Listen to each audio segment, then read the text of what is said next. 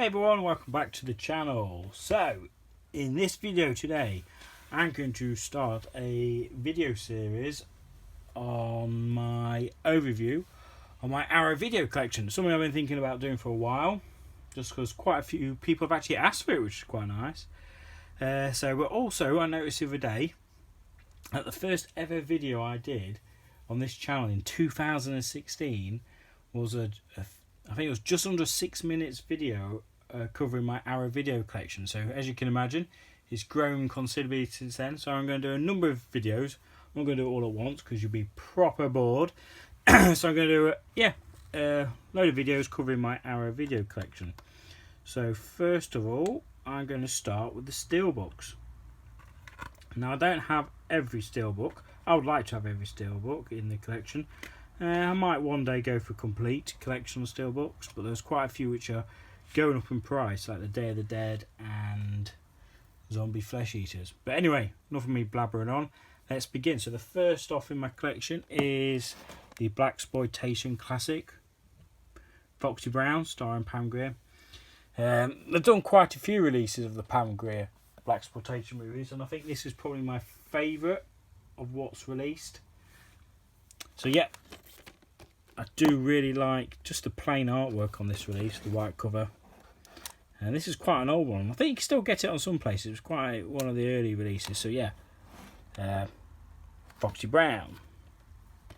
Next up is one of the first releases of Killer Clowns from Outer Space. I think it's had another release since this one. I think it was a better, like a 4K transfer upgrade. But yeah, this is the first release, Killer Clowns from Outer Space. And I think, is it Everything Blue did then a special edition or a reboxing with an outer sleeve of this. So this was the first release. And the first time I saw this movie was on this. It's just a real brain dead movie. Got a lot of cult following. I suppose a lot of Arrows are cult movies, but this one, yeah, big following on that. I own a couple of copies of this film now. So yeah, there we go. Killer Clowns from Outer Space, really good release.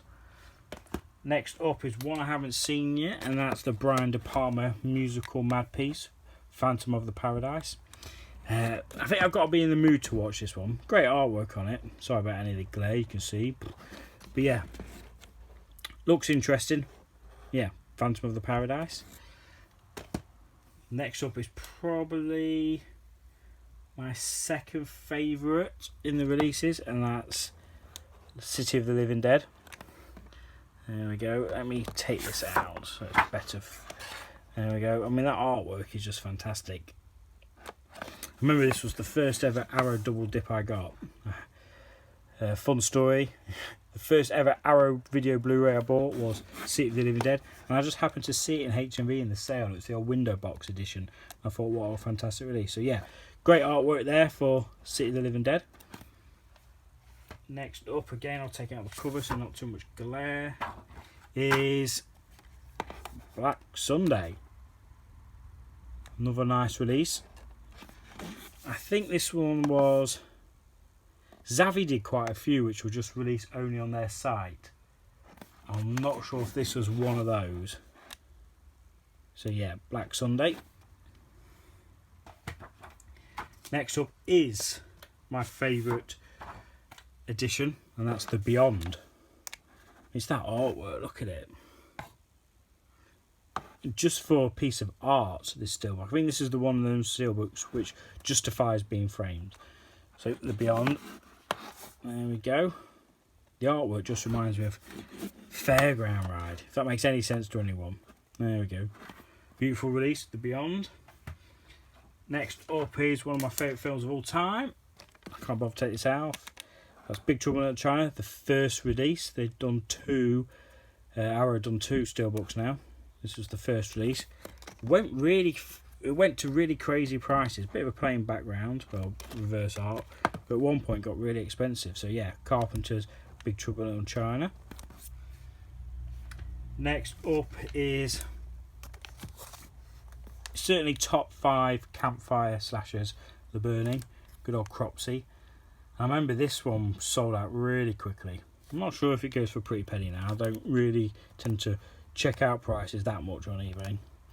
So any ones I want to buy, then realise how bloody much they've gone up to. So yep, The Burning. There we go. Next up is one I've not watched yet. Driller Killer. There we go. It's the only one I've actually still got the J card, is that what we call it? You know, the paper sleeve, whatever you want to call it. So there we go. Driller Killer. Next up is, oh, this is a great one, take that one out. Christopher Walken in King of New York. This is actually a Dude Designs artwork. So we've got quite a few famous people in this. Lawrence Fishburne. Was he known as Larry Fishburne in this? I can't remember. And can't remember his name. Snipes, Wesley Snipes. King of New York. Again, bit of damage on mine. I don't know if you can see, but I remember buying this on Zavvi at the time. I think it was like £8. The thing with King of New York, the sound's messed up, so you got to watch it. You got to change the audio from the default to get a decent sound. But yeah, really do like that purple artwork. Beautiful. So that's King of New York. Next up, British gangster movie, Long Good Friday. Great artwork. There we go. Not seen this one in years. I thought it was okay when I first watched it. But yeah, I think I need to revisit it. Been a while. Long Good Friday. Next up is, I think the only one I've got which is in the landscape style. I got outbid the other day by 50p for bloody Theatre of Blood. So it's Pit and the Pendulum, Edgar Allan Poe's Vincent Price classic. Yep, front and rear artwork. I remember this really annoying when I got off Zavvi. There's a slight dint, I don't know if you can see it there. And it's typical Zavvi will give you 10% off. I think I only paid £7 in the end, something like that, £7 something. But anyway, yep, Pit and the Pendulum. I'm not sure if I like the landscape artwork design on this. I think they did a couple like this. But anyway, that's Pit and Pendulum. Next up is Cronenberg Shivers, sealed, still not opened it. So I can't show the rear artwork, sorry. So you're just going to have to look at the rear J card. So yeah, Cronenberg Shivers. I'm just conscious of time, so I'm going to start flying through these. Wes Craven's Hills of Eyes, again not opened. Look at the artwork, look at his nose. I think this is a Zavvi exclusive as well.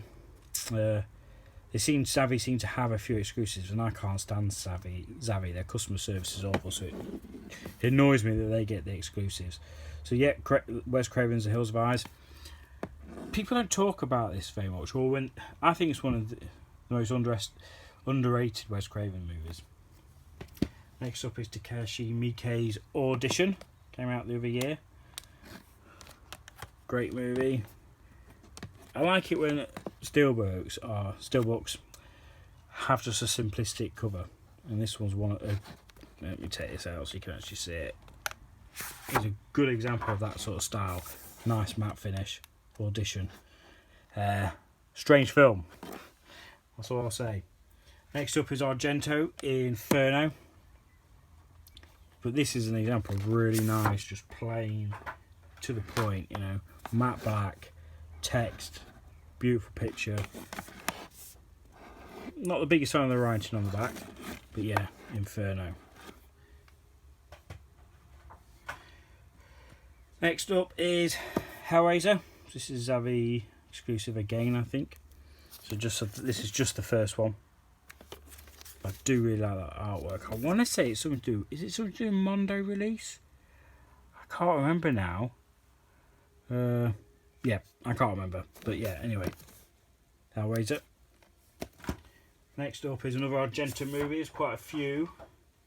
And that is Tenebrae. Again, great artwork. So quite a few people getting this signed at HorrorCon this year. But yeah, Tenebrae, beautiful. Again, matte artwork. Great image on the back.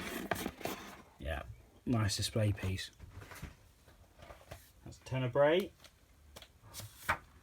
Next up is Toby Hooper's Life Force. This was one of the original releases. Great rear artwork.